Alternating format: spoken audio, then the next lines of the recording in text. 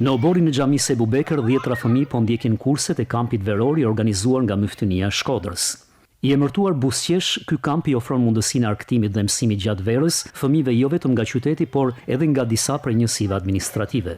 Jo vetëm në xhaminë e madhe Ebu Bekër, por edhe në xhami dhe qenët e tjera të Shkodrës.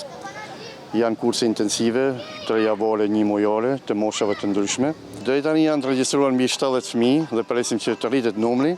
Programi është i larmishëm, është edukativ, është i bazuar mbi vlerat islame, por është edhe argëtues dhe zbavitës, mi përthirrje prindërve që vera nuk është një periudhë pushimi, po është një mundësi edukimi. Dhe prandaj mos i lini fëmijët në mëshirën e rrjeteve sociale apo të rrugëve, por t'i sjellin në këto mjedise qetësuese, edukuese. Vetë fëmijët shprehen entuziast për pjesëmarrjen dhe thonë se kurset i ndjekin me shumë dëshirë. Me lujtë, unë kam dëshirën vetë me lujtë, me vizatu. Kursi është shumë i bukur edhe aktivitete, mësime, lojra, arte, gjatja.